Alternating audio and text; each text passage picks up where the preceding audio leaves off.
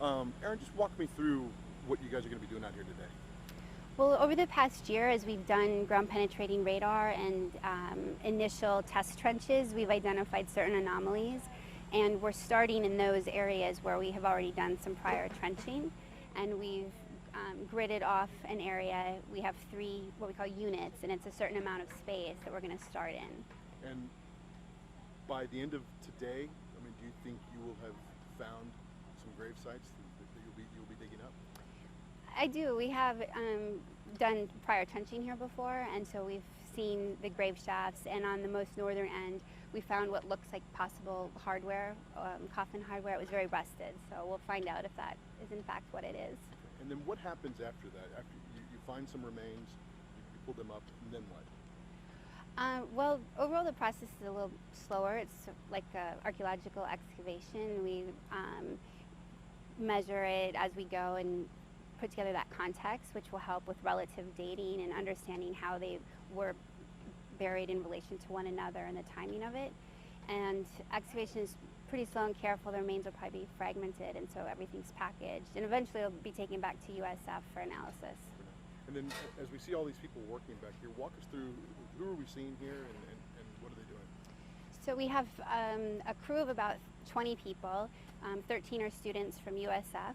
We have FEMARS here, which is the Florida Emergency Mortuary Operations crew, and then several volunteers from the Hillsborough County Sheriff's Office. And they're divided into teams, and each team is working in a given unit. And we've measured off 2 by 2 meters, and they're going to start excavating by hand. Okay. You've been working on this for so long now. Mm-hmm. What does it mean to you to be here at this point today?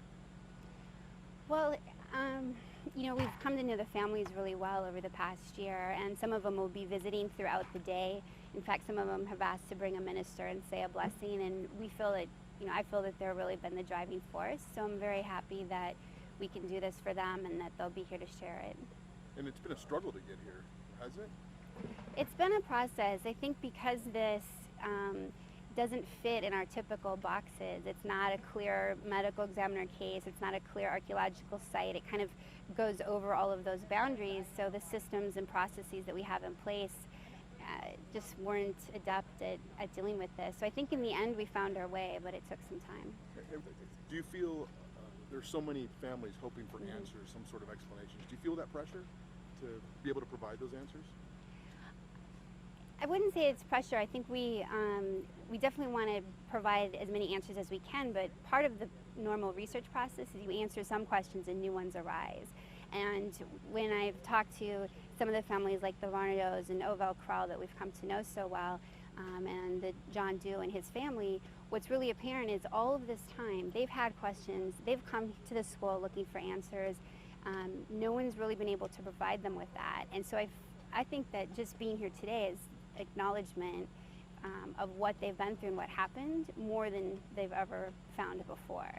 And I know that Ms. Krall, for example, said, well, even if you don't find Owen, this might help other families, and no one else has even cared. So that means a lot to us. The expectation of really what kind of answers you'll be able to provide.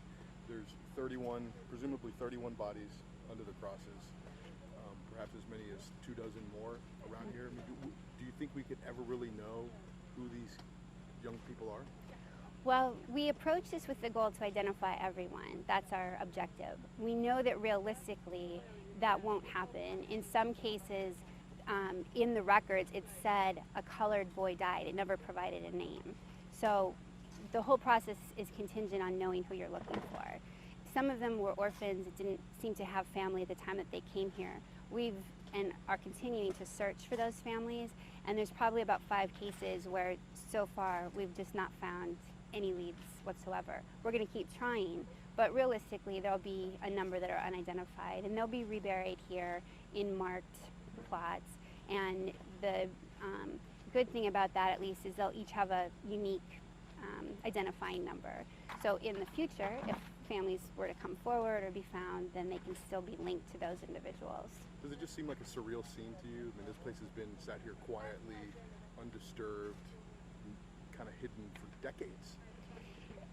Yeah, and actually, this whole time, I mean, until December, when the families really started to ask for repatriation and how can you help us exhume the remains, we really, approached this from a different perspective, and that being to locate the graves and mark them in the field.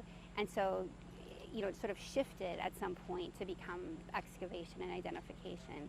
So a lot of our initial work and prep work was done under, sort of a different objective, and so now it's interesting to reconcile that.